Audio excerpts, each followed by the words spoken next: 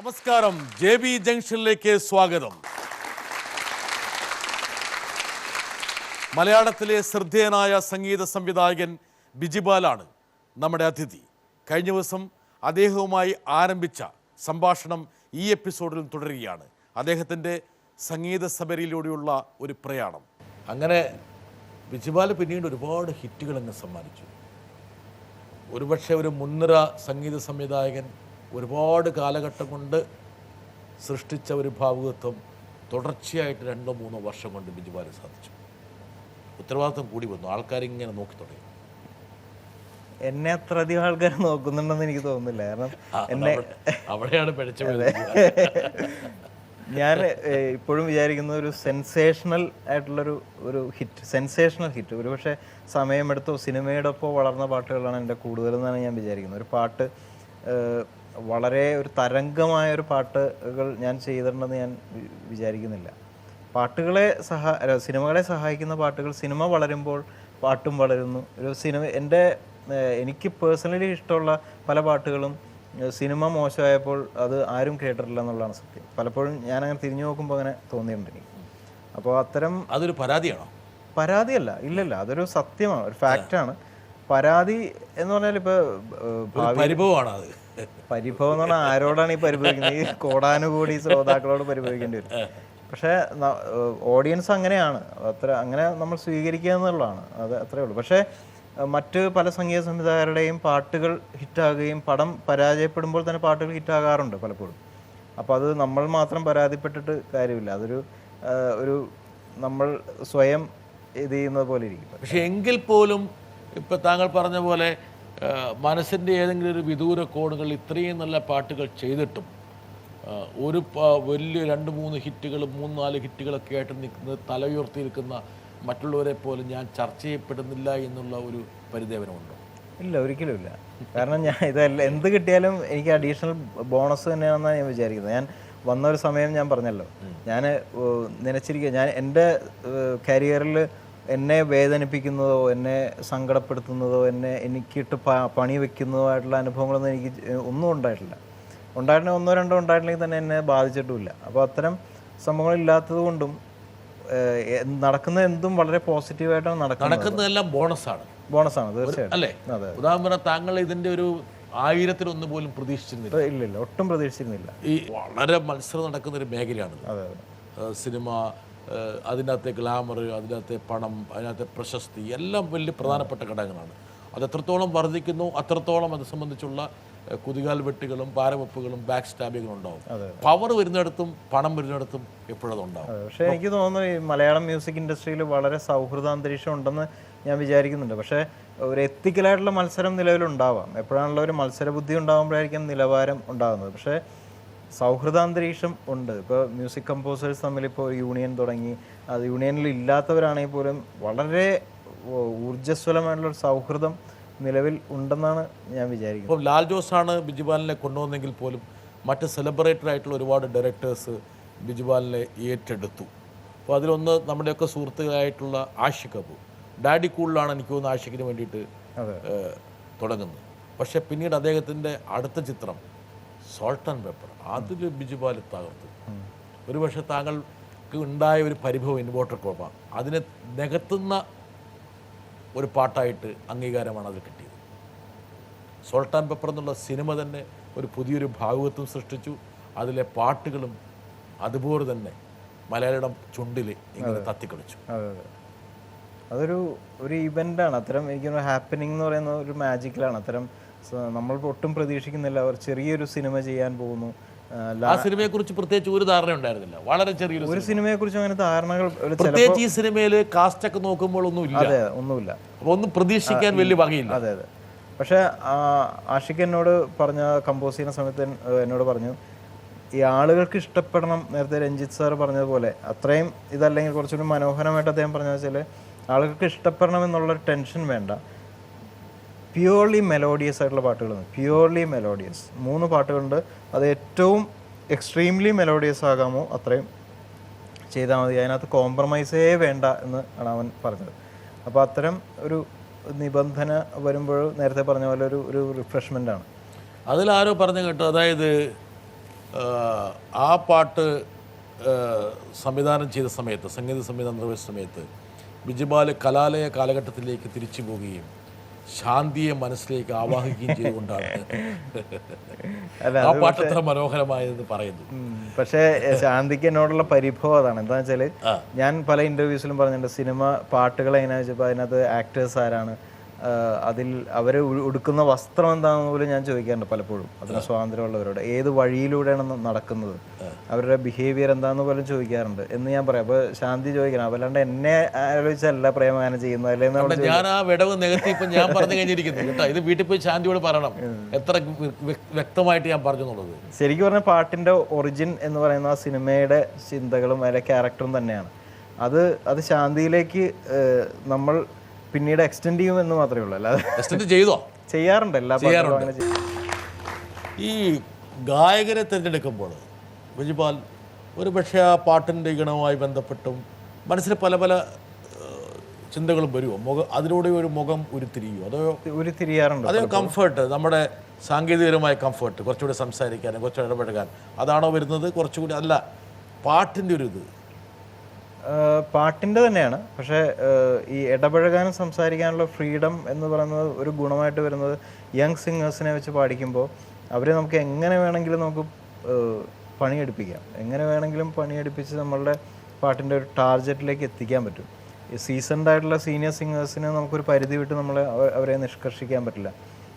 അവർക്ക് തോന്നിയ പോലെയൊക്കെ പാടിക്കളയും ചിലപ്പോൾ, അല്ലെങ്കിൽ അവരെ വഴങ്ങാൻ ടൈം ചെയ്യാൻ ഒരുപാട് നമ്മൾ ബുദ്ധിമുട്ടേണ്ടി വരും. അപ്പോൾ നമ്മുടെ പാട്ടെന്ന് പറയുന്നത് നമ്മുടെ സൃഷ്ടി അപ്പുറത്ത് കിടക്കുന്നുണ്ടാവും. അപ്പോൾ അങ്ങനെയുള്ള ചില പ്രശ്നങ്ങൾ. പക്ഷേ അവരുടെ ഒരു പ്രോസസ്ഡ് സിംഗർ എന്നുള്ള രീതിയിലുള്ള അവരുടെ ക്വാളിറ്റി വേറെ രീതിയിൽ അപ്പോൾ ഒന്നിലുള്ള കുറവ് വേറൊന്നിലും നികത്തും. പക്ഷേ എങ്കിലും ബിജുപാലിന് കംഫർട്ടബിൾ പുതിയ പാട്ടുകാരാണ്. പുതിയ പാട്ടുകാരാണ്. പക്ഷേ ഇത് രണ്ടും കൂടി മിക്സ് ആകുന്നൊരു സിംഗേഴ്സ് പലപ്പോഴും കിട്ടുകയാണെങ്കിൽ അത് വളരെ ഉചിതമായി. ഒരു സ്റ്റൂഡിയസ് ആയിട്ടുള്ളൊരു പാട്ടുകാരൻ, വളരെ സീസൺഡ് ആയിട്ടുള്ള പാട്ടുകാരൻ എന്ന് പറയുമ്പോൾ നമുക്ക് ഒരുപാട് സന്തോഷം തോന്നും. ഇപ്പോൾ ഞാൻ പാട്ടുകാരൻ എന്ന് പറയാൻ പറ്റില്ല, വർഷം എന്ന് പറഞ്ഞ സിനിമയിൽ മ്യൂസിക് കമ്പോസർ ശരത്തേട്ടനെ കൊണ്ട് പാടിച്ചു ഒരു പാട്ട്. അദ്ദേഹം പാടിയപ്പോൾ എനിക്കത് അനുഭവപ്പെട്ടു. അദ്ദേഹത്തിൻ്റെ ഉള്ളിലുള്ള അബണ്ടൻസ് ഓഫ് മ്യൂസിക്കും അദ്ദേഹത്തിൻ്റെ കമ്പോസിങ്ങിൻ്റെ ഉള്ള കേപ്പബിലിറ്റിയും അദ്ദേഹത്തിൻ്റെ സിംഗർ എന്നുള്ള ഇതും അദ്ദേഹത്തിൻ്റെ ഒരു സ്റ്റുഡൻ്റ് എന്നുള്ള രീതിയിൽ മനസ്സും എല്ലാം കൂടി വന്ന ഒരു പാട്ടായിരുന്നു അത്. അപ്പോൾ അത് പാട്ടിന് ഗുണം ചെയ്തു. അത്തരത്തിലുള്ള പാട്ടുകാർ വേണം. ഒരു പാട്ടിനെ എങ്ങനെ നമുക്ക് ഇത് ചെയ്യാം. ബിജുപാലെ സീനിയർ പുതാമറ ദാസാട്ടം വന്നെങ്കിൽ പാടാൻ വരുന്നു. ബിജുപാല ഒന്ന് സ്വാഭാവികമായിട്ട് ആരാണേലും ഒന്ന് പകയ്ക്കും. എന്താ കാരണം വെച്ചാൽ നമുക്കൊന്നും കയ്യിൽ ഒതുങ്ങാൻ പറ്റാത്ത ഒരാളാണ്. ആ ഒരു വിമ്മിഷ്ടം എപ്പോഴും, പ്രത്യേകിച്ച് ബിജുപാലിൻ്റെ ഒരു സ്വഭാവ രീതി വെച്ചിട്ട് അവിടെ ഒന്നൊന്നൊന്ന് ഇടണം. അതെ, ഞാൻ ആദ്യത്തെ പാട്ട് തന്നെ അദ്ദേഹത്തിൻ്റെ റെക്കോർഡ് ചെയ്തത്. തിരികെ എന്ന് പറഞ്ഞ പാട്ടാണ് എൻ്റെ സിനിമാ ജീവിതത്തിലെ ആദ്യത്തെ പാട്ട് അദ്ദേഹമാണ് പാടിയത്. അപ്പോൾ അത് അങ്ങനെ ഇടറി എന്നുള്ളതാണ് സത്യം. അപ്പോൾ പ്രത്യേകിച്ച് നമ്മൾ ഒരു ഗുരു എന്ന് പറയുന്ന രീതിയിൽ ഒരാളെ കാണുമ്പോൾ ഈ ചുണ്ടുകൾ വിറയ്ക്കുന്നു, നെഞ്ചിടിപ്പ് കൂട്ടുന്നു എന്നൊക്കെ പറയുന്ന ഒരു അവസ്ഥയുണ്ടായിരുന്നു ആ സമയത്ത്. ആദ്യമായിട്ടാണ് അത്ര അടുത്ത് അദ്ദേഹത്തെ കാണുന്നത്. പക്ഷേ എന്ന് പറയാൻ പറ്റില്ല. എന്നാൽ പോലും ഞാൻ ഉദ്ദേശിക്കുന്നൊരു പാട്ട് ആയിരിക്കില്ല ഒരു പക്ഷെ അദ്ദേഹം പാടുന്നത്. അദ്ദേഹത്തിന് കൽപ്പിച്ച ആ പാട്ടിന് കൽപ്പിച്ച, കാരണം അദ്ദേഹത്തിന് 1,00,000 ഒരു പാട്ടാണത്. പക്ഷെ എനിക്ക് ജീവിതത്തിൽ ഞാൻ ചോര നീരോ അല്ലെങ്കിൽ എന്തെങ്കിലുമൊക്കെ ആക്കി ഉണ്ടാക്കിയ ഒരു പാട്ടാണ്. അപ്പോൾ അത് രണ്ടുപേരും അളക്കുന്ന അളവ് പോലും തന്നെ വ്യത്യാസമുണ്ട്.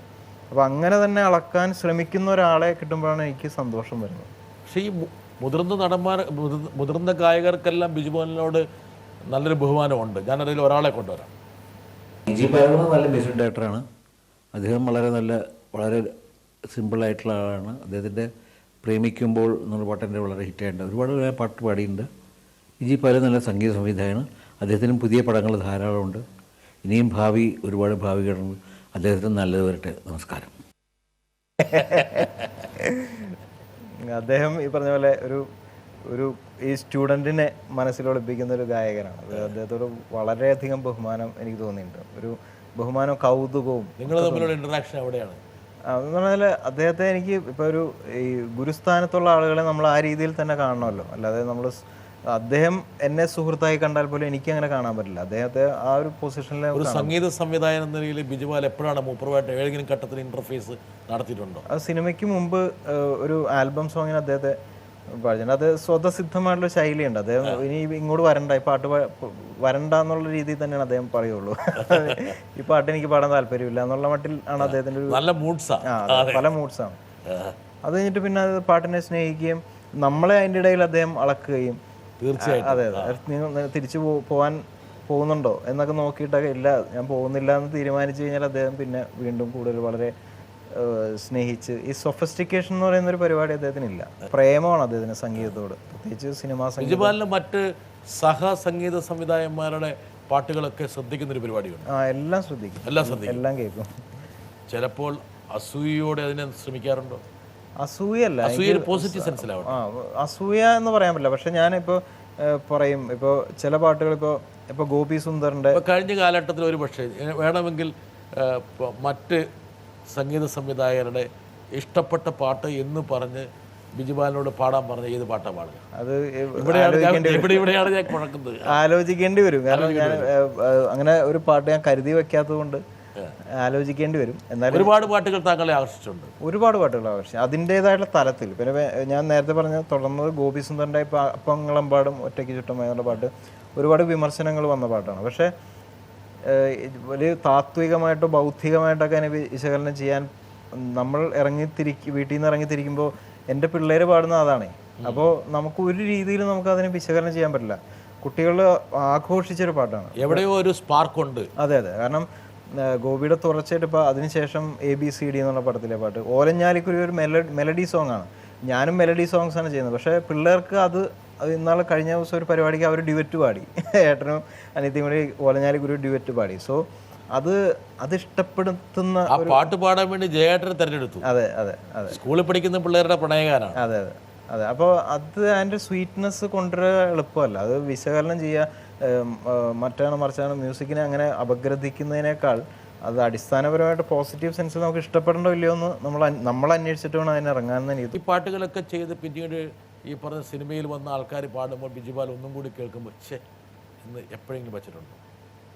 ഇല്ല, അങ്ങനെ ഒന്നും വെച്ചിട്ടില്ല, ഇതുവരെ വെച്ചിട്ടില്ല. ഇല്ല, അങ്ങനെ കുറ്റബോധം തോന്നിയിട്ടില്ല എനിക്ക്. കാരണം ഒരു പാട്ടുണ്ടാകുന്നത് ഇപ്പം നമ്മൾ ഒരു കണ്ടീഷൻസും ഇല്ലാത്ത അവസ്ഥയിലല്ല.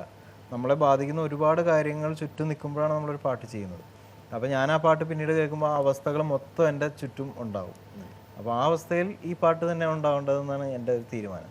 ഒരു തരത്തിലൊരു നിരാശ എവിടെ ഉണ്ടായില്ല? ഒരു നിരാശ ഉണ്ടായിട്ടില്ല. എന്തായാലും ആഷിഖ് അബു എന്തായാലും ബിജുപാലിനെ വിട്ടില്ല. പിന്നീട് 22 FK അതിലും ബിജുപാൽ തന്നെ കൈകാര്യം ചെയ്തു. ആ പാട്ടും ശ്രദ്ധേയമായി, ആ പാട്ടുകളും ശ്രദ്ധേയമായി. ആഷിഖ് ഒരു പക്ഷേ ഒരു ഈ കമ്മ്യൂണിക്കേഷൻ്റെയും അത് നമ്മൾ കൺസീവ് ചെയ്യുന്നതിൻ്റെയൊക്കെ ഒരു വല്ലാത്തൊരു പോസിറ്റീവ് ഇത് അവന് ഫീൽ ചെയ്തുകൊണ്ടായിരിക്കാം. എനിക്കും അങ്ങനെ ഫീൽ ചെയ്തിട്ടുണ്ട്. കാരണം നമുക്ക് എന്തും പറയാനുള്ളൊരു ഒരു ഫ്രീഡം ഉള്ള ഒരു സ്പേസ്, വളരെ കുറച്ച് സ്പേസ്. വളർന്നു വന്ന ഒരേ സാഹചര്യത്തിലാണ്, ഒരേ സാമൂഹിക സാഹചര്യമാണ്. അതെ, ഒരേ കലാലയ സാഹചര്യമാണ്. പക്ഷെ ചിന്താഗതിയിൽ തന്നെ ഏറെക്കുറെ ഒരുപാട് സാമ്യമുള്ളത് കൊണ്ടായിരിക്കാം. അതെ അതെ. ഒരുപാട് വികാര വിക്ഷോഭങ്ങളുള്ള ഒരു സിനിമയാണ്. അതിലെനിക്ക് തോന്നുന്നു ആ ബാക്ക്ഗ്രൗണ്ട് സ്കോർ ആ സിനിമയെ ഇങ്ങനെ പിടിച്ച് കയ്യിൽ വെച്ചിരിക്കുകയാണ്. അവിടെ എന്തെങ്കിലും ഒരു സ്ലിപ്പ് സംഭവിച്ചിരുന്നെങ്കിൽ ഒരുപക്ഷെ ചില സീനുകളെങ്കിലും അരോചകമാവുമായിരുന്നു. അതെ അതെ. അത് ഒരുപക്ഷെ ഒരു സംവിധായകനെ നമ്മൾ സിനിമ കാണുന്നതിന് മുമ്പ് സംവിധായകനെ കാണണം, എന്നിട്ട് സിനിമയെ കാണണമെന്ന് എനിക്ക് തോന്നിയിട്ടുണ്ട്. സംവിധായകൻ എന്താണ് ഇതുകൊണ്ട് ഉദ്ദേശിക്കുന്നത് നമ്മൾ എല്ലാം അദ്ദേഹത്തിൻ്റെ വായിൽ നിന്ന് കേട്ട് മനസ്സിലാക്കാതെ അദ്ദേഹത്തിൻ്റെ ഒരു കൽപ്പന എന്താണെന്ന് നമ്മൾ കൽപ്പിച്ചെടുക്കുന്നിടത്താണ് ഈ ബാക്ക്ഗ്രൗണ്ട് സ്കോറിൻ്റെ ഒരു വിജയത്തിൻ്റെ ഒരു പോയിന്റ് എന്നാണ് ഞാൻ മനസ്സിലാക്കിയിട്ടുള്ളത്. പലപ്പോഴും മിക്കപ്പോഴും അതൊരു സൈക്കോളജിക്കൽ ഒരു കെമിസ്ട്രി നമ്മൾ എവിടെയോ സംഭവിക്കുമ്പോഴാണ് അതൊരു വല്ലാത്തൊരു അനുഭവമാകുന്നത് ബാക്ക്ഗ്രൗണ്ട് സ്കോർ. ഒരാൾ വരേണ്ട സമയമായി. നല്ലൊരു പാട്ട് 5 സുന്ദരികൾ എന്ന സിനിമയ്ക്ക് വേണ്ടി പാടിയിട്ടുണ്ട്. മഴ നേരത്തെ രാഗം എന്നുള്ള പാട്ട്. ഈ പാട്ടിൻ്റെ ഒരു 2 വരി, ആ ക്ലാസിസത്തിൻ്റെ എല്ലാ ബ്യൂട്ടിയോട് കൂടി ഒരു 2 വരി പ്രേക്ഷകരെ കേൾപ്പിക്കുമോ എന്ന് എൻ്റെ ഒരു റിക്വസ്റ്റ്. ആഷിഖ് അബുവിൻ്റെ ഒരുമാതിരിപ്പെട്ട എല്ലാ സിനിമകളിലും ബിജുപാൽ ഒരു സ്ഥിര സാന്നിധ്യമാണ്. പിന്നീട് എനിക്ക് തോന്നുന്നു ധാതടിയൽ വന്നു, ഇടുക്കി ഗോൾഡ് വന്നു. ഈ സിനിമകളിലെല്ലാം പാട്ടിൻ്റെ ഒരു സാന്നിധ്യം ഉണ്ട് തന്നെ.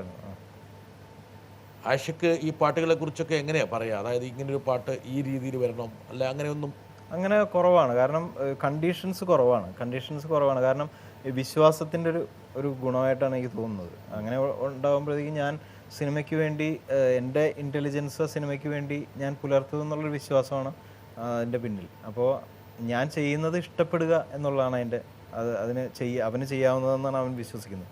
വരട്ടെ, അവനെ നമ്മൾ കൊണ്ടുവരേണ്ട സമയം.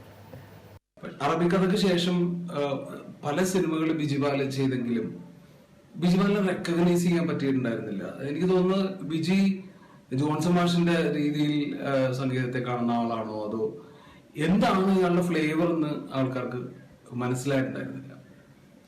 പക്ഷെ ഞാൻ തോന്നുന്നത് നമ്മൾ തമ്മിലാണ് ഏറ്റവും കൂടുതൽ എക്സ്പെരിമെന്റുകൾ ചെയ്തിട്ടുള്ളത്. എക്സ്പെരിമെന്റുകൾ പലതും എന്താ പറയുന്നത് എല്ലാവരെയും അത്ഭുതപ്പെടുത്തിക്കൊണ്ട് ബിജി പല ആവർത്തി ചെയ്തിട്ടുണ്ട്. എനിക്ക് ബിജിനോട് ചോദിക്കാനുള്ളത്, കരിയറിന്റെ തുടക്കത്തിൽ ഒരു ഐഡന്റിറ്റിക്ക് വേണ്ടി ശ്രമിച്ചു. ഐഡന്റിറ്റിയുടെ കാര്യത്തിൽ ഞാൻ ഒരാളും കൂടി ഇതുമായിട്ട് ബന്ധപ്പെട്ടൊരു ചോദ്യം വരുന്നുണ്ട്, കൊണ്ടുവരട്ടെ. ബിജി ഒരു സിനിമാ ഗാനവും ബാക്ക്ഗ്രൗണ്ട് സ്കോറും ഒരുപോലെ ഗംഭീരമായിട്ട് ചെയ്യുന്ന ഒരു ആർട്ടിസ്റ്റാണ്, ഒരു കമ്പോസറാണ്. എൻ്റെ കണക്കിൽ ജോൺസൺ മാഷും വിദ്യാസാഗർജിയും കഴിഞ്ഞു കഴിഞ്ഞാൽ ബാക്ക്ഗ്രൗണ്ട് സ്കോറിൽ ഏറ്റവും മനോഹരമായിട്ട് സൂക്ഷ്മമായിട്ട് കൈകാര്യം ചെയ്യുന്നത് ബിജിയാണ്. എനിക്ക് ചോദിക്കാനുള്ളത് ഇതാണ് ബിജിയോട്, ഒരു പാട്ട് ചെയ്യുമ്പോഴും ബാക്ക്ഗ്രൗണ്ട് സ്കോറിന് ഒരു ചെറിയ പീസ് ഓർക്കസ്ട്രേറ്റ് ചെയ്യുമ്പോഴും എന്ത് വ്യത്യാസമാണ് ബിജി മനസ്സിൽ സൂക്ഷിക്കുന്നത്? അതെങ്ങനെയാണ് അത് എക്സിക്യൂട്ട് ചെയ്യുന്നത്? ഐഡന്റിറ്റിയെക്കുറിച്ച് ഞാൻ ഒരിക്കലും ബോധഡായിട്ടില്ല. എൻ്റെ ഐഡന്റിറ്റി എന്താണെന്നുള്ളത് ഞാൻ അന്വേഷിച്ചിട്ടില്ല സത്യം പറഞ്ഞാൽ. എങ്ങനെയായിരിക്കുന്നു ഐഡന്റിറ്റി ഇല്ലാത്തൊരു മ്യൂസിക്കിനെ കുറിച്ചാണ് ഞാൻ ആലോചിക്കുന്നത്. കാരണം ഇത് ചെയ്തത് ഇത് ബിജി ആണ് എന്ന് പറയുന്നതിനേക്കാൾ ഇത് ബിജിയാണോ എന്ന് ചോദിക്കുന്ന ഒരു ചോദ്യത്തിനാണ് ഞാൻ കാതോർക്കുന്നത്. അല്ലാതെ ഇത് ചെയ്തത് ബിജിയാണോ, ഇത് കേട്ടറിഞ്ഞൂടെ ബിജിയാണ് ഇങ്ങനെ പറയുന്നത് പറയിക്കാതിരിക്കാനാണ് ഞാൻ എൻ്റെ മനസ്സിൽ ഒരു മുദ്ര എന്ന് പറയുന്ന ഒരു കാര്യം. എന്നാൽ വളരെ ഹിഡൻ ആയിട്ടുള്ള ഒരു മുദ്ര എൻ്റെ പാട്ടിലുണ്ട്. അത് ഞാൻ കഴിഞ്ഞാൽ വേറെ ആർക്കാണ് അത് കണ്ടെത്താൻ പറ്റുക എന്നുള്ളത് എനിക്ക് ഉറപ്പില്ല. അതല്ലാതെ ഒരു ഐഡന്റിറ്റി എന്ന് പറയുന്നൊരു കാര്യം ഞാനതില്ല. പിന്നെ ജോൺസൺ മാഷിൻ്റെ ഒരു പിന്തുടർച്ചക്കാരനോ മറ്റ് സംഗീതം, പക്ഷേ നമ്മൾ കേട്ടിട്ടുള്ളത് അവരെയൊക്കെയാണല്ലോ. ഇപ്പോൾ കമൽഹാസൻ ഒരു ഇൻ്റർവ്യൂവിൽ ഞാൻ ശിവാജി ഗണേശൻ്റെ അഭിനയമാണ് കണ്ടിട്ടുള്ളത് എന്ന് അദ്ദേഹം പറഞ്ഞതുപോലെ നമ്മൾ കേട്ടിട്ടുള്ളത് ഈ രാഗങ്ങളെ എങ്ങനെ മലയാളീകരിക്കാം എന്ന് പരീക്ഷണം നടത്തിയിട്ടുള്ള മ്യൂസിക് കമ്പോസേഴ്സിനെ ഒരുപാട്. ഇപ്പോൾ രാഘവൻ മാഷിൻ്റെ മ്യൂസിക്കിനെ കുറിച്ചൊരു വാരികയിൽ ഞാൻ തലക്കെട്ട് വായിച്ചത് മലയാള രാഗങ്ങളുടെ തമ്പുരാൻ എന്നാണ്. ഈ മലയാള രാഗങ്ങൾ എന്ന് പറഞ്ഞ രാഗങ്ങളൊന്നുമില്ല, പക്ഷേ ആ ടോപ്പിക്കിനൊരു പ്രത്യേകതയുണ്ട്. രാഗങ്ങളെ ഒരു മലയാളിക്കും മനസ്സിലാക്കി കൊടുത്തൊരു രീതി, അതാണ് ഉദ്ദേശിച്ചതെന്ന് തോന്നുന്നു. അപ്പോൾ അവരെയാണ് നമ്മൾ കേട്ടിട്ടുള്ളത്. അത് ഞാൻ നേരത്തെ പറഞ്ഞല്ലോ, ഒരു കമ്പോസറിൻ്റെ ഇൻ്റലിജൻസിനെ ഞാൻ സെർച്ച് ചെയ്യാറുണ്ടെന്ന്. ആ സെർച്ച് ചെയ്തപ്പോൾ എനിക്ക് കിട്ടിയ വൈഭവം അല്ലെങ്കിൽ അതിന് കിട്ടുന്ന ഒരു കാര്യം വെച്ചിട്ടാണ് ഞാൻ പാട്ടുകൾ ചെയ്തിട്ടുള്ളത്. അപ്പോൾ സ്വാഭാവികമായിട്ടും നമ്മൾ മലയാളികൾ കേട്ട് ശീലിച്ച ഒരു ഗ്രാഫിക്കൽ ഇത് വെച്ചായിരിക്കാം ഒരുപക്ഷെ ഞാൻ ചെയ്യുന്നത്. അതിനെ മാറ്റി മറിച്ച ഒരു പക്ഷേ ഡാഡി കൂൾ മുതലൊക്കെ ആയിരിക്കാം അതിനെ വേറൊരു രീതിയിൽ മ്യൂസിക് നമുക്ക് ചെയ്യും. ഇപ്പോൾ ഇടുക്കി ഗോൾഡിലൊക്കെ വളരെ രസകരമായിട്ട് വേറെ രീതിയിൽ പാട്ടുകൾ ചെയ്തിട്ടുണ്ട്. പിന്നെ ആഷിഖിൻ്റെ പല സിനിമകളിലും ദാ തടിയയിൽ ചെയ്തിട്ടുണ്ട്. അപ്പോൾ അത്തരം എക്സ്പെരിമെൻ്റ് ചെയ്യാനുള്ളൊരു അവസരം തന്നത് ശരിക്കും ആഷിഖാണ്. അപ്പോൾ അങ്ങനെ അപ്പോഴും ഐഡൻറ്റിറ്റിയെക്കുറിച്ച് ഞാൻ ബോധവാനായിരുന്നില്ല. എക്സ്പെരിമെൻ്റ് ഇങ്ങനെ ചെയ്യണം എന്ന് പറയുമ്പോൾ ഇടുക്കി ഗോൾഡിൽ ജോയിൻ്റ് വലിച്ചിട്ട് കേൾക്കുന്നൊരു ഇതിൽ ചെയ്യണം എന്ന് പറഞ്ഞു. അപ്പോൾ ഞാൻ അത് ചെയ്തു. പക്ഷേ അവൻ എന്നോട് പറഞ്ഞു അത് അങ്ങനെ ഗ്രാസ് വലിക്കുന്ന ആൾക്കാർക്ക് ഒരു ആന്തമായിരിക്കണം ആ പാട്ട്, ഇനി അങ്ങനെ ചെയ്യണമെന്ന് പറഞ്ഞു. പക്ഷേ അതിന് ശേഷം ആ പാട്ട് അങ്ങനെ അതിന് മറ്റു മാണിക്യച്ചിറകുള്ള പാട്ടാണ് ഹിറ്റായത്. ഈ പാട്ട് അധികം ശ്രദ്ധിക്കപ്പെട്ടില്ല. അത് അതിലെനിക്ക് ഒരു ഈ പറഞ്ഞ പോലെ ഒരു നിരാശ ഉണ്ടായിരുന്നു. ആ പാട്ട് എന്തുകൊണ്ട് ആഘോഷിക്കപ്പെട്ടില്ല. പക്ഷേ എനിക്ക് സന്തോഷം തോന്നിയത് ഞാൻ ഡൽഹിയിലൊരു തിയേറ്റർ ഫെസ്റ്റിവലിന് പോയി. അവിടെ തിയേറ്റർ ഫെസ്റ്റിവലിന് പോയപ്പോൾ അവിടുത്തെ ഒരു സ്കൂൾ ഓഫ് ഡ്രാമയിലെ പിള്ളേർ, പല ഭാഷയിൽ നിന്നുള്ള പിള്ളേർ എൻ്റെ അടുത്ത് കൈ തന്നിട്ട് പറഞ്ഞു ഞങ്ങളിത് കേൾക്കാണ്, പലപ്പോഴും ഈ ഗ്രാസൊക്കെ വഹിക്കുമ്പോൾ ഞങ്ങളിത് കേൾക്കാണ്. അപ്പോൾ എനിക്ക് വല്ലാതെ സന്തോഷം തോന്നി. ആ പാട്ട് ആസ്വദിക്കണമെങ്കിൽ ഗ്രാസ് വേണം എന്നല്ല, അപ്പോൾ അതിനു വേണ്ടിയാണ് ആ പാട്ട് ചെയ്തത്. ആ ഒരു രീതിയിലാണ് അത് കൺസീവ് ചെയ്തത്. അത് അതിൻ്റെ ആ സാഹചര്യവുമായിട്ട് പൊരുത്തപ്പെട്ടു പോകുന്ന രീതി. ശ്രീവത്സമേനൻ പറഞ്ഞ ഒരു ചോദ്യമുണ്ട്, ബാക്ക്ഗ്രൗണ്ട് സ്കോറിൽ ഒരു എൻജോയ്മെൻറ്റ്, കമ്പോസിഷനിൽ എൻജോയ്മെൻറ്റ്. ഒരു പക്ഷേ പാട്ടിൻ്റെ കോമ്പോസിഷനിൽ നമ്മളെ ഹെൽപ്പ് ചെയ്യുന്നത് ശരിക്കും കവിതയാണ്. ബാക്ക്ഗ്രൗണ്ട് സ്കോറിൽ അങ്ങനെ ഹെൽപ്പ് ചെയ്യാൻ ഒന്നുമില്ല. സാഹചര്യം, നാടകം മാത്രമേ ഉള്ളൂ, ഒരു ഡ്രാമ മാത്രമേ ഉള്ളൂ, സിറ്റുവേഷൻ മാത്രമേ ഉള്ളൂ. ആ സിറ്റുവേഷൻ നമ്മളെയാണോ ഹെൽപ്പ് ചെയ്യുന്നത്, നമ്മൾ ആ സിറ്റുവേഷനെയാണോ ഹെൽപ്പ് ചെയ്യുന്നത് എന്ന് പറയുന്നൊരു സംഭവം വേറെ ഉണ്ട്. പരസ്പര പൂരകങ്ങളാണ്, കോംപ്ലിമെന്ററി. അതെ അതെ. നേരെ വെച്ച് പാട്ടിൽ കവിത പറയും, കവിത ഒരു വരി എഴുതി ട്യൂൺ ചെയ്തിട്ട് എഴുതുകയാണെങ്കിൽ പോലും ഇപ്പോൾ ആർട്ടിസ്റ്റുള്ള തരരരാ തരരരാ തരരരാ തരരരാ താരാ താരാ ട്യൂൺ ഇട്ട് കഴിഞ്ഞാൽ അദ്ദേഹം റഫീഖ് അഹമ്മദ് ഇളവയിൽ വിരലുകളാൽ ഇലകളിൽ മലരുകളിൽ ചായം തൂകുന്നു. അപ്പോൾ അദ്ദേഹം അതിനെ അളന്ന ഒരു ട്യൂണും സിറ്റുവേഷനും വെച്ചിട്ട് അദ്ദേഹം കൊണ്ടുവന്ന വരികൾ, ഇതൊക്കെ നമ്മൾ ഒരുപാട് ഇൻസ്പയർ ചെയ്യും. നമ്മൾ ആസ് എ ഹ്യൂമൻ ബീയിങ് നമ്മൾ ഒരുപാട് എനർജൈസ് ചെയ്യാറുണ്ട്. പക്ഷെ ബാക്ക്ഗ്രൗണ്ട് സ്കോർ ചെയ്യുമ്പോഴത്തേക്കും നമ്മൾ കുറച്ചുകൂടി വെല്ലുവിളി നമുക്കുണ്ടെന്നാണ് ഞാൻ വിചാരിക്കുന്നത്. പ്രത്യേകിച്ച് നല്ല സിനിമകൾ ചെയ്യുമ്പോൾ ബാക്ക്ഗ്രൗണ്ട് സ്കോർ എന്ന് പറഞ്ഞാൽ മലയാള സിനിമയിൽ പൊതുവെ സിനിമകളിൽ പല രീതിയിലാണ് ആൾക്കാർ ബാക്ക്ഗ്രൗണ്ട് സ്കോറിനെ കാണുന്നത്. ഒരു സിനിമയിൽ എന്നോട് ഒരു സംവിധായകൻ പറഞ്ഞു, ഇത് ബിജിഭായി ഇത് കുറച്ച് ഔട്ട് ഫോക്കസ് ആണ് ഈ ഫ്രെയിം, അവിടെ കുറച്ച് കൂടുതൽ മ്യൂസിക് ചെയ്തോളാം പറഞ്ഞു.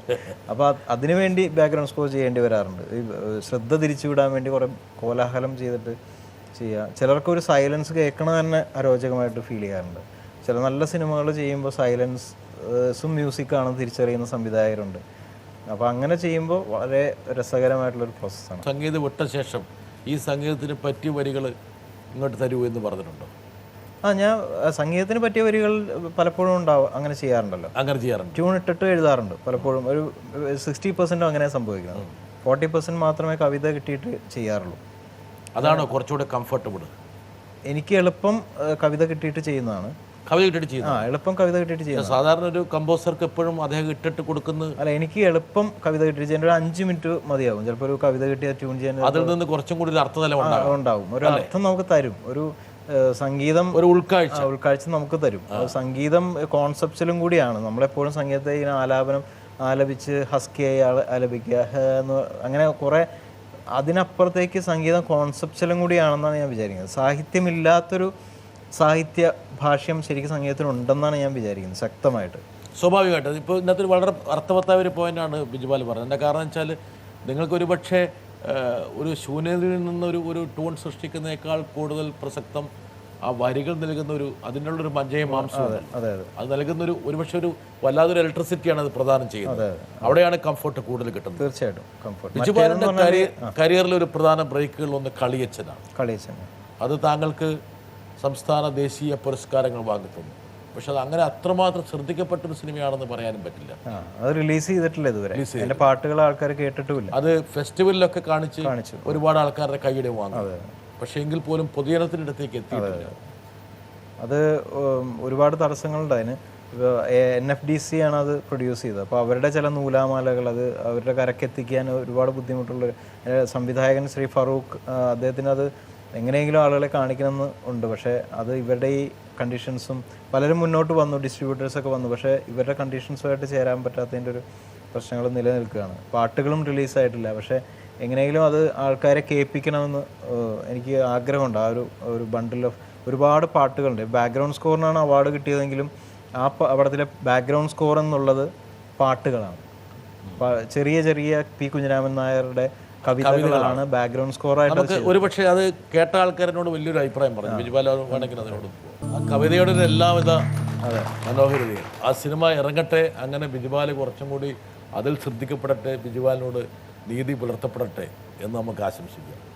പക്ഷേ ഈ സിനിമകൾ, കൊമേഴ്സ്യൽ സിനിമകൾ, ഈ പറഞ്ഞ പോലെ കൊമേഴ്സ്യൽ വിജയത്തിന് വേണ്ടി മാത്രം നിർമ്മിക്കുന്നവ, കുറച്ചും കൂടി ഒരു സമാന്തര സിനിമകൾ, ഇങ്ങനെയൊക്കെ പല പല ജോണറിലും സിനിമകൾ വരുന്നുണ്ട്.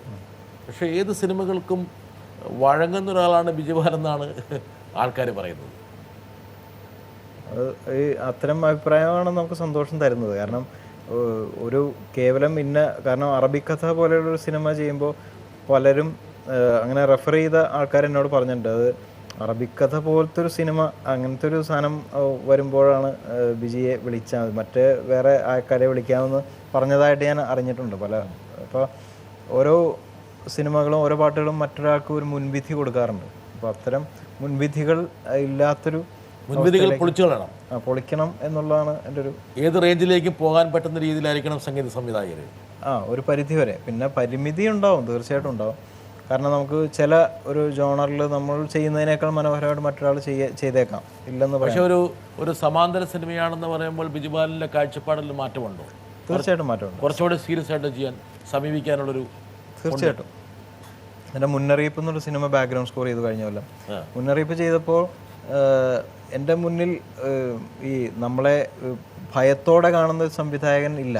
നമ്മളെ വളരെ പോസിറ്റീവായിട്ട് നമ്മൾ ഈ സിനിമയെ സഹായിക്കാൻ, മ്യൂസിക് കൊണ്ട് സഹായിക്കാൻ വേണ്ടി ഇരിക്കുന്ന ഒരാൾ മാത്രമാണെന്ന് ചിന്തിക്കുന്ന ഒരു സംവിധായകൻ വേണു സാർ ആണ് എൻ്റെ അടുത്തിരുന്നത്. അപ്പോൾ അത്ര ഫ്രീഡം. നമ്മൾ ഇവിടെ സൈലൻസ് പോരെ സാർ എന്ന് ചോദിക്കുമ്പോൾ അവിടെ സൈലൻസ് മതി, വിജയ തീരുമാനിച്ചതെന്ന് പറയുന്നിടത്ത് വരുമ്പോൾ ഉണ്ടാകും നമ്മളുടെ ഒരു സംവിധായകനെ അറിയുന്ന ഒരു സെൻസ് നമ്മൾ പ്രവർത്തിക്കുമ്പോൾ അതിന് അനുകൂലമായിട്ട് അവർ നിൽക്കുമ്പോൾ ഉണ്ടാകുന്ന സന്തോഷം ഉണ്ടാകും സമാന്തര സിനിമ ചെയ്യുമ്പോൾ.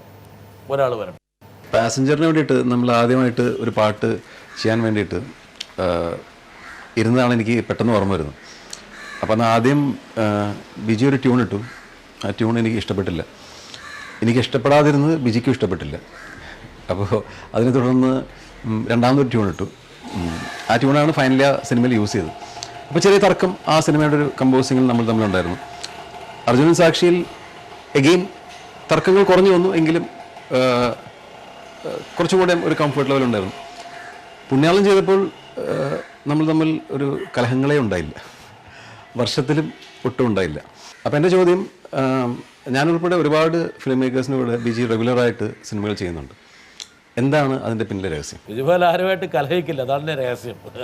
അല്ല, രഞ്ജിത്തിൻ്റെ ഒരു പ്രത്യേകത വെച്ചാൽ രഞ്ജിത്ത് ഡിബേറ്റ് ചെയ്തുകൊണ്ടേയിരിക്കും. രഞ്ജിത്ത് ഇപ്പോൾ രഞ്ജിത്തിന് ആക്സസ് ഇല്ലാത്തൊരു ഇപ്പോൾ മ്യൂസിക് എന്ന് പറയുന്ന രഞ്ജിത്തിന് വളരെ സ്ട്രെയിഞ്ച് ആയിട്ടുള്ളൊരു മേഖലയായിരുന്നു പാസഞ്ചറിൻ്റെ സമയത്ത്. പിന്നീട് അദ്ദേഹം എല്ലാം പഠിക്കുന്ന ഒരു വ്യക്തിയാണ് രഞ്ജിത്ത്. അപ്പോൾ വർഷത്തിലെത്തി നിൽക്കുമ്പോഴേക്കും മ്യൂസിക്കിൻ്റെ ഒരു ആസ്വാദന തലവും അതൊക്കെ രഞ്ജിത്ത് അത് ഇത് ചെയ്തിരുന്നു.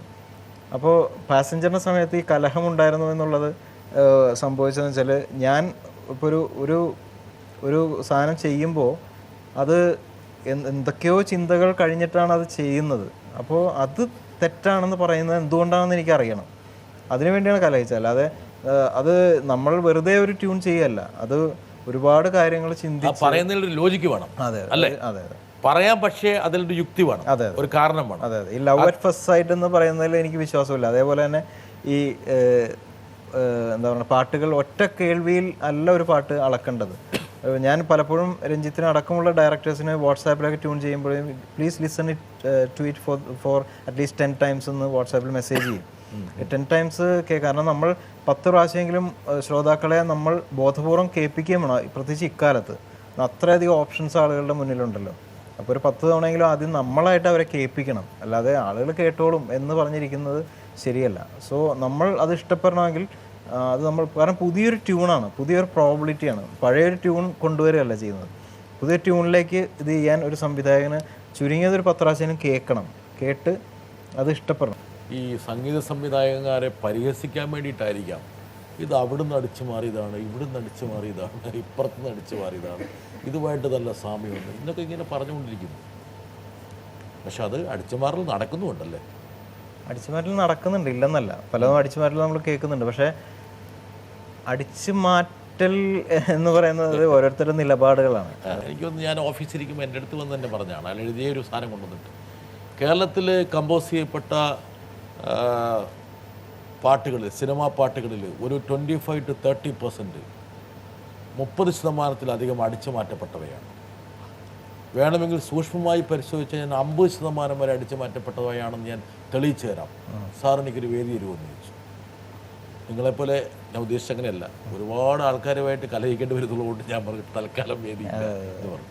പക്ഷേ ഈ ശതമാനത്തിന് എന്തെങ്കിലും സാങ്ക്ടിറ്റി ഉണ്ടോ? ഇല്ല, ഈ കണക്കുകൾ നോക്കി നടക്കുന്നത് അവരുടെ ജോലി അതായതുകൊണ്ടാണ്. ഇപ്പം 50 അല്ല, ചിലപ്പോൾ 100 ആവും അയാൾക്ക് നാളെ, അത്രേ ഉള്ളൂ. പക്ഷേ ഈ ഞാൻ വിചാരിക്കുന്നത് ഈ അടിച്ചുമാറ്റലെന്ന് പലതും ഇൻ്റർപ്രറ്റ് ചെയ്യപ്പെടുന്നത് രാഗ ഛായയോ സ്വഭാവമുള്ളതും അടിച്ചുമാറ്റലാണെന്ന് നിരൂപിക്കാൻ വേണമെങ്കിൽ.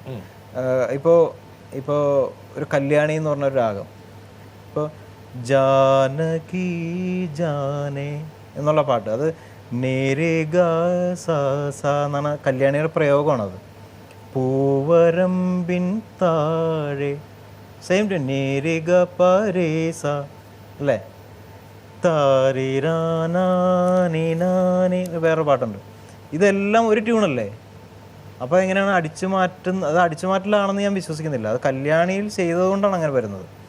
ഇപ്പോൾ സംഗീതമേ, അത് പഴയ പാട്ടാണ്, കെ ജെ ജോയുടെ. സാരേ ഗാമേ AR റഹ്മാൻ്റെ പുതിയ പാട്ടാണ്. ഒരു ട്യൂണല്ലേ അത്? AR റഹ്മാൻ അദ്ദേഹം ഇത് കേട്ടിട്ടാണോ ചെയ്തത്? അല്ല. അങ്ങനെ അപ്പോൾ അടിച്ചു മാറ്റപ്പെടൽ എന്നുള്ള പ്രക്രിയ നടക്കുന്നില്ലേ? ഉണ്ട്. ഉണ്ട്. അത് കേൾക്കുമ്പോൾ നമുക്ക് അറിയാൻ പറ്റും. ഒരു വളരെ സ്പോണ്ടേനിയസ് ആയിട്ടുള്ള ചിന്തയിൽ നിന്ന് വരുന്ന ട്യൂണും അത് കേട്ടിട്ട് ഒരു ഷെയ്ഡ് ഉണ്ടെന്ന് വിചാരിച്ചത് അടിച്ചു മാറ്റപ്പെട്ടതാണെന്ന് വ്യാഖ്യാനിക്കുന്നതിൽ അർത്ഥമില്ല. അത് അല്ല. അടിച്ചു മാറ്റുമ്പോൾ നിഴലിക്കുന്നത് ട്യൂണല്ല, മറിച്ച് അതിൻ്റെ സ്ട്രക്ചറുകളാണ് ശരിക്കും അടിച്ചു മാറ്റുമ്പോൾ നമുക്ക് വ്യക്തമാകുന്നത്. ഈ റീമേക്കുകളുടെ ഒരു സാങ്ക്ടിറ്റി ഒരു പക്ഷേ ഇന്ന് എനിക്ക് തോന്നുന്നു കേരളത്തിൽ ഒരു പ്രത്യേക കാലഘട്ടത്തിൽ ഭയങ്കര ട്രെൻഡായി മാറി. എന്താ ബിജുപാലിൻ്റെ അഭിപ്രായത്തിനെ കുറിച്ച്? എനിക്ക് ഞാൻ 2 ചെയ്തിട്ടുണ്ട്, പക്ഷെ വളരെ മോശം അഭിപ്രായമാണ് അതിനെക്കുറിച്ച് എനിക്കുള്ളത്. ഞാൻ അല്ലിയാമ്പൽ കടവിൽ എന്നുള്ള പാട്ട് ചെയ്തിട്ടുണ്ട്, കണ്ണും കണ്ണും എന്നുള്ള പാട്ട് ചെയ്തിട്ടുണ്ട്. ഇനി ഞാൻ ചെയ്യില്ലെന്നാണ് തീരുമാനിച്ചത്. എന്തുകൊണ്ട് ചെയ്യുന്നില്ല? അത് ഒരുപാട് കാരണങ്ങളുണ്ട്. കാരണം നമ്മൾ അവിടെ കേവലം ഒരു ഓർക്കസ്ട്ര അറേഞ്ചറായി മാത്രം മാറുകയാണ് ചെയ്യുന്നത്. അപ്പോൾ പാട്ടുകൾ സൃഷ്ടി എന്ന് പറയുന്നത് വേറെ വലിയ വെറ്ററൻസ് ചെയ്തു. എന്തുകൊണ്ട് ഈ 2 പാട്ടുകൾ ബിജുപാൽ ചെയ്തു? അത് ഞാൻ ആദ്യമായിട്ട് ആവശ്യപ്പെട്ട അല്ലിയാമ്പൽ എന്നുള്ള പാട്ടാണ്. ഞാൻ അന്ന് സംവിധായകനോട്, ജയരാജ് സാറിനോട് പറഞ്ഞിരുന്നു അത് വേറെ ഒരു പുതിയ പാട്ട് ചെയ്താൽ പോരെ, ലൗഡ് സ്പീക്കർ. അപ്പോൾ അദ്ദേഹം അത് ന്യായീകരിച്ചു. അതിനകത്ത് ക്യാരക്ടർ ആമ്പൽ പൂവിനോട് ഇഷ്ടം. അപ്പോൾ ആമ്പൽ പൂവേ എന്നുള്ള പാട്ടോ അല്ലെങ്കിൽ അല്ലിയാമ്പൽ പാട്ട്, ഈ 2 പാട്ടുകളോ ഏതെങ്കിലും ഒരെണ്ണം സെലക്ട് ചെയ്യണം, എന്നിട്ട് അയാളെ ഹോണ്ട് ചെയ്യുന്നൊരു പാട്ടായിട്ട് അത് മാറ്റണം നമുക്ക്. അപ്പോൾ അങ്ങനെ പറഞ്ഞു. ഞാൻ ജോബ് മാഷിൻ്റെ വീട്ടിൽ പോയി. അദ്ദേഹം ജീവിച്ചിരിപ്പില്ല. അതെൻ്റെ ഭാര്യയും മകനെയൊക്കെ കണ്ട് സംസാരിച്ചു, അവരുടെ അനുഗ്രഹം മേടിച്ചു. അതുപോലെ ഭാസ്കരൻ മാഷിൻ്റെ മരുമകനാണ് ശശികുമാർ സാർ അതിൽ അഭിനയിച്ചിട്ടുള്ളത്. പക്ഷേ കണ്ണും കണ്ണും ചെയ്തപ്പോൾ ശ്യാം സാറും ബിച്ചു തിരുമല സാറും ഇപ്പോഴും സജീവമായിട്ട് രംഗത്തുണ്ട്. അപ്പോൾ അവരുടെ വീട്ടിൽ ഞാൻ പോയി, ശ്യാം സാറിൻ്റെ വീട്ടിൽ ചെന്നൈയിൽ ഞാൻ പോയി, അദ്ദേഹത്തെ കണ്ടു. അപ്പോൾ അദ്ദേഹത്തിന് എന്നെ അറിയില്ല. ഞാൻ പറഞ്ഞു സാറിൻ്റെ ഇങ്ങനെ ഒരു പാട്ട് ഞാൻ സംവിധായകൻ ഇങ്ങനെ ആവശ്യപ്പെട്ടിട്ടുണ്ട്, ഇങ്ങനെ എടുക്കണം. അപ്പോൾ അദ്ദേഹം പറഞ്ഞു അതെന്തിനാണ് അതങ്ങനെ ചെയ്യുന്നതെന്ന് ചോദിച്ചു. അപ്പോൾ ഞാൻ പറഞ്ഞു അല്ല, ഇങ്ങനെ ഒരു സംഭവം ഉണ്ട്. അവരുടെ ഒരു ഓർമ്മയിൽ അന്നത്തെ ഒരു പീരീഡ് സിനിമ പോലത്തെ ഒരു സിനിമയാണ്. ആ സമയത്ത് കണ്ണും കണ്ണും ജയൻ്റെ ആരാധകരുള്ളൊരു സമയമാണ്. അപ്പോൾ ആ പാട്ട് അപ്പോൾ അദ്ദേഹം അത് എന്തിനാണ് അങ്ങനെ ചെയ്യേണ്ട കാര്യമില്ലല്ലോ, നിങ്ങൾ അസ്കിതയുമാണ്. മാത്രമല്ല അത് അദ്ദേഹത്തിൻ്റെ പാട്ടെടുത്ത് നമ്മൾ ചെയ്ത് നമ്മൾ പേര് സമ്പാദിക്കാനാണെന്നുള്ള രീതിയിൽ അദ്ദേഹം മനസ്സിലാക്കിയത് അതാണ്. അപ്പോൾ ഈ വല്ലാത്തൊരു കുറ്റബോധം തോന്നി. ബിച്ചു തിരുമല സാറിനെ കാണുമ്പോൾ അദ്ദേഹം അത് തന്നെ പറഞ്ഞു. അദ്ദേഹം പറഞ്ഞു അത് ഞാനിപ്പോൾ കഴിഞ്ഞ ഒരു പാട്ടെൻ്റെ ചെയ്തിട്ട് ഞാൻ കേസ് കൊടുത്തിരിക്കുകയാണ് എന്നൊക്കെ പറഞ്ഞു. അപ്പോൾ ഞാൻ പറഞ്ഞു മാക്സിമം ഇങ്ങനെ ഒരു ആവശ്യം വന്നതുകൊണ്ടും ഞാനത് ഏറ്റതുകൊണ്ടും അങ്ങനെ ചെയ്യേണ്ടി വരികയാണ്. അതുകൊണ്ടാണ് ഞാനിപ്പോൾ അവർ എന്നോട് ചെയ്യാനാണ് പറഞ്ഞത്. അപ്പോൾ എനിക്ക് ഒരു മാനസികമായിട്ടുള്ളൊരു ഇതിന് വേണ്ടിയാണ് സാറിൻ്റെ അടുത്ത് വന്നത് എന്നൊക്കെ പറഞ്ഞപ്പോൾ അദ്ദേഹം സമ്മതിച്ചു. ഓക്കെ, ഒരു മൗനാനുവാദം എന്നുള്ള രീതിയിൽ അദ്ദേഹം സമ്മതിച്ചു. പക്ഷെ അന്ന് ഞാൻ തീരുമാനിച്ചു എനിക്കിനി വേറൊരു പാട്ടും ചെയ്യാൻ പറ്റില്ലെന്ന് ഞാൻ തീരുമാനിച്ചു. കാരണം നമ്മൾ എന്തായാലും കണ്ണും കണ്ണും എന്നുള്ള പാട്ട് അന്ന് ചെയ്ത സുഖം ഞാൻ ചെയ്തപ്പോൾ ഉണ്ടായില്ലെന്നുള്ള സത്യമാണ്. അപ്പോൾ അത് എന്തിനാണ് അസുഖമില്ലാതിരിക്കുന്നത്? ഇനി ബിജുപാലൻ്റെ ഒരു പാട്ട് വേറൊരാൾ റീമേക്ക് ചെയ്യണമെന്ന് പറഞ്ഞ് ബിജുപാലിൻ്റെ അടുത്ത് വന്നാലോ, റീമിക്സ് ചെയ്യുമെന്ന് പറഞ്ഞാൽ? ഞാൻ സമ്മതിക്കും. കാരണം അത് മറ്റൊരാൾ അതിനെ ഓർക്കസ്ട്രേഷനിൽ എങ്ങനെ ഒരു കൊതിയോടെ വന്നു കഴിഞ്ഞാൽ ഞാൻ സമ്മതിക്കും. കാരണം അത് മാത്രമല്ല, ഇപ്പോൾ തന്നെ ഇടയ്ക്ക് ചില യൂട്യൂബിലൊക്കെ ചില റീമിക്സ് കവർ വേർഷൻസ് എന്നൊക്കെ പറഞ്ഞിട്ട് പല പാട്ടുകളും എൻ്റെ തന്നെ വരാറുണ്ട്. അത് ഞാൻ കേൾക്കാറുണ്ട്. നമുക്ക് അങ്ങനെ ഒരു അനുഭവിച്ചിട്ടില്ല. താങ്കൾ ഇത് ചെയ്യില്ല, അത് അവസാനിച്ചു. അതെ, റീമിക്സുകളും ചെയ്യില്ല. സെൻറ് ആൽബർട്ട്സ് കോളേജിൽ ഒരു വിദ്യാർത്ഥി മലയാള സിനിമയിലെ തിരക്ക് പിടിച്ചൊരു സംഗീത സംവിധായകനാവുമെന്ന് വിചാരിച്ചിരുന്നില്ല, അവിചാരിതമായിട്ടാണ്. ലാൽ ജോസാണ് അവിടെ ഒരു പാസ്പോർട്ട് വിസയായത്. ഇനി എത്രയോ പാസ്പോർട്ടും വിസകളും ആൾക്കാർ പ്രദാനം ചെയ്യാൻ കാത്തു നിൽപ്പുണ്ടാകാം. അത് പ്രതീക്ഷിക്കാമെന്നേ ഉള്ളൂ. അല്ല, ഒരു ശുഭാപ്തി വിശ്വാസം ഒരു പക്ഷേ ഒരു പാട്ടിലൂടെ നമ്മൾ പ്രകടിപ്പിച്ചു. ബിജുപാലൻ്റെ ഈ കാലയളവിൽ ഒരു പക്ഷേ ഏറ്റവും കൂടുതൽ ബിജുപാലിനെ ആകർഷിച്ചൊരു പാട്ട് അത് ദാസേട്ടൻ്റെ ആകാം, ജയേട്ടൻ്റെ ആകാം, ആരുടെ ആകാം, ഏറ്റവും കൂടുതൽ പാടിയിട്ടുണ്ടാകുന്നൊരു പാട്ട് ഏതായിരിക്കും? അത് പല വേദികളിലും എനിക്ക് പാടാനും എളുപ്പമൊക്കെയുള്ള പാട്ട് നമുക്ക്. ആ പാട്ടിലൂടെ ഒരു പക്ഷേ ഈ ഒരു നമ്മുടെ ഈ സബരിയെ ഇവിടെ അവസാനിപ്പിക്കാം.